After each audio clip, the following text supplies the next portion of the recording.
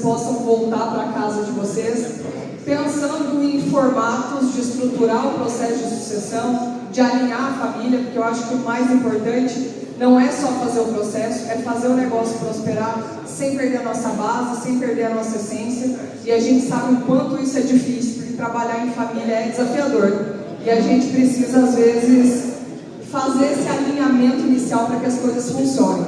Bom, o Daniel me apresentou, eu moro em Campinas, trabalho há 15 anos com produtores rurais, atendo todas as demandas de sucessão e governança, então tem muitas histórias para contar para vocês, mas eu queria começar contando a minha história, contando um pouquinho da minha história de sucessão. Eu nasci em São Miguel do Iguaçu, meu pai tinha uma área pequena de terra, junto com meu avô e os meus tios, mas era uma área suficiente para os irmãos trabalharem em conjunto. E aí talvez a minha história possa ser uma história semelhante com a história da família de vocês ou de alguém que vocês conheçam. A minha avó faleceu numa sexta-feira, na segunda-feira o meu tio convocou uma reunião para a família conversar sobre o inventário.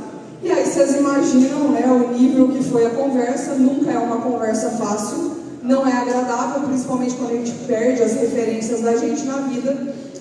E ele brigou por um pedacinho muito pequeno de terra, onde tinha a casa da sede, minha tia morava e cuidava dos meus avós. Ele já tinha ganhado do meu avô em vida uma área um pedacinho maior do que os outros irmãos, mas às vezes eu falo que para brigar basta um, né? Então, às vezes quando a pessoa não quer resolver, a gente pode fazer várias concessões e não sai do lugar.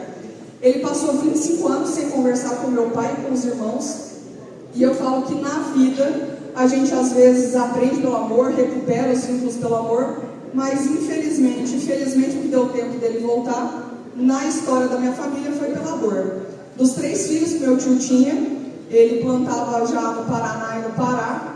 Ele perdeu uma filha muito jovem, com câncer, com 36 anos. O filho, que era o sucessor, faleceu na Covid com 42. E a única filha que ficou viva nunca quis saber dos negócios da família. Então, quando ele faleceu em 2023, ele faleceu em novembro, em dezembro as áreas estavam todas arrendadas. E eu sempre gosto de começar minha palestra falando uma coisa que eu acho que tem muito significado quando a gente pensa sobre os nossos afetos dentro dos negócios familiares. Eu falo que não tem reembolso para o tempo perdido. O dinheiro você recupera, o patrimônio você recupera de novo, o trabalho, mas quando você rompe com a tua família, às vezes não dá tempo de reatar. E ao longo desses 15 anos trabalhando com famílias, eu passei por muitas situações dolorosas, de ver muitas rupturas, e muitas vezes essas rupturas elas não são mais negociáveis. Às vezes você tem um irmão